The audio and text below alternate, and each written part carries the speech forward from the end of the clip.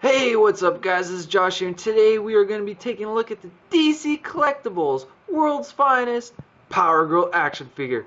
Now this Power Girl came in a 2-pack with Huntress, and first off we'll take a look at the packaging. This is just a light over here, and here is the packaging.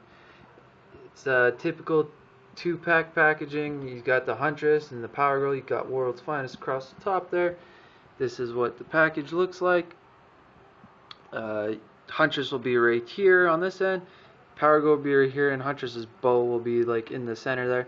You can see in the back, in like the cardboard insert, you got the Huntress Power Girl World's Finest right here. Got it again. It's got the fold back window on this side. Got a nice silhouette-ish picture of Huntress right there, and then Power Girl on the bottom. Of course, other 2-packs you can get is Wonder Woman Katana and Vibe and Flash. Katana and Vibe are good figures, by the way, and especially if you don't have the Wonder Woman and the Flash, I recommend you get those 2-packs. Of course, you got Huntress right here, product shot, and you got Power Girl right there. On this side, again, another product shot of the 2 figures. Huntress sculpted by Jack Matthews, and Power Girl sculpted by Phil Ramirez. Alright, enough of the packaging, let's get that out of here. Let's take a look at the figure. Let's adjust the light just so we can see. Okay, and here is the figure, and by God, I have to say that this is my favorite DC Collectibles female figure by far. It just looks so good. It's exactly what I want my Power Girl figure to look like. It looks spot on. I'd have to say the head sculpt alone in the face is by far my favorite head sculpt and face that DC Collectibles has done for a female figure. Let's take a closer look. She has very beautiful blue eyes. The paintwork is spectacular. If you'll focus, there we go. She has her nice blonde eyebrows there, and she has nice blonde hair. You can see she has somewhat of a paint wash in there, instead of just being all yellow. It's a nice wash. Just the hair flows very naturally too. The suit itself is very plain, but it looks good. As you can see, Power Girl's busty chest like she always has, with like the open window there to see cleavage. She has nicely sculpted muscles. You can see her abs. You can see some of the panel lines through her suit. She has this very nice gold belt. The paintwork on the belt isn't the greatest. There's kind of paint bleedage, but it's no big deal. She has beautiful skin tone for her legs. She has a really nice metallic blue for her boots and for her gauntlets or her gloves. The hand part is more of a flat blue, while the gauntlet is more of a metallic blue. But it looks absolutely fantastic. I love it. Here's sculpting going on in the boots. You can see the shoe part of the boot. She's got no tread, but the rest of the boot looks pretty good. She has a beautiful cape. I really like the color of the cape. It's not just a red color, it's more of a deep maroon color, which looks very fantastic. You can see she's got the little gold button right here. Focus, there we go. That looks absolutely brilliant. And the way that they stylize the cape, the way it's flowing very naturally, and I really like the look of it. Just take a quick look at the backside. Here's the backside. Again, you can see the nice flowing nature of the cape. I think that is very fantastic. The costume is simple, but just the way they done it, and just the way the figure looks is just it's my favorite female figure thus far out of DC Collectibles. I think they hit this figure out of the park. Now, this figure did have its issues for me. Don't get me wrong, it's not a perfect figure. It's a pretty damn good figure, but it's not perfect. The issues I had is probably the issue I have with almost every figure I get from DC Collectibles is in the package the joints are turned around all different ways and they look all dilapidated, so you kind of have to straighten them out when you get out of the package.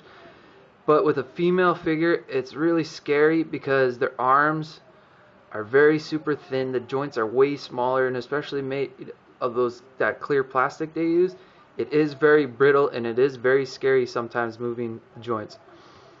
Now, what I recommend is if you have a stuck joint or your joint won't move or whatever, I recommend using a hair dryer and just heating it up the joint and trying to move it that way.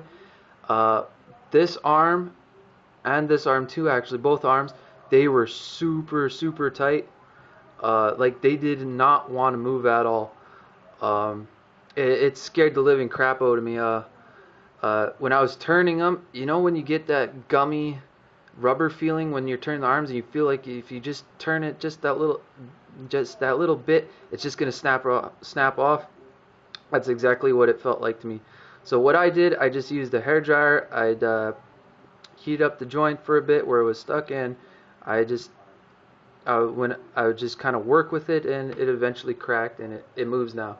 So just in case you're wondering how to do that. Now, if you really want to do that. That's what I do. So if you have a better method, I'd go with that method. But I don't want nobody breaking their figures on my behalf. But just in case you're wondering, that's what I do. Or you could put them in the freezer, and usually the freezer will freeze the paint or whatever, and you'll be able to crack the joints more easily that way. But anyways, articulation. She has a nice ball jointed head. She has the standard ball sock shoulders. She has the bicep swivels. Again, she has small arms, so be careful, they're brittle. She has a single hinge at the elbow, and right at the top of the glove here, she has a glove rotation. Nothing in the torso and nothing in the waist. At the hips, she's got like a ball joint. Nothing in the thighs. She does have a knee hinge. You got no articulation in the boot. All you got is a hinge at the ankle, and that's it. I really like that articulation. It doesn't bother me. I think it's perfect. And yeah, I really love this figure. For size comparisons, let's bring in her 2-pack partner and her best friend from what I hear in the comics. Huntress here. Let's put it so like you can see. There you go. From what I could see, Power Girl is the taller one. But not by much. They're probably both the same height, except Power Girl's maybe just a tad taller. But that's the size comparison between those two. Just reach around my light here. Let's move Huntress out of the way. We'll be looking at her in another video. And here we have her next to her cousin, Superman. But Power Girl's from Earth 2, so I guess her Earth 1 cousin, Superman. So there you go. She sizes pretty well with a male figure. Of course, Superman is taller, but they size well together. Yeah, I really like it. Now, final verdict. Do I recommend getting this figure in the 2-pack? Yes, I do. I highly recommend the 2-pack. They're not previously figures that we got before. They're brand new figures, so I think the 2-pack is a good deal. Especially if you're a big Power Girl fan, I highly recommend the 2-pack. Huntress by far is not a bad figure. It is a really good figure, so I recommend it. But again, you decide what you do with your money. Pick it up if you want. I really love this figure, and stay tuned for my review of Huntress. And I know I've said this a couple videos ago, but I am working on my collection video. Don't worry, I should have it up by this weekend, for sure this time, I promise. But yeah, that's been my review of the DC Collectibles World's Finest Power Girl figure. Brilliant figure, I love it, and I will catch you guys later. Alright guys, take care.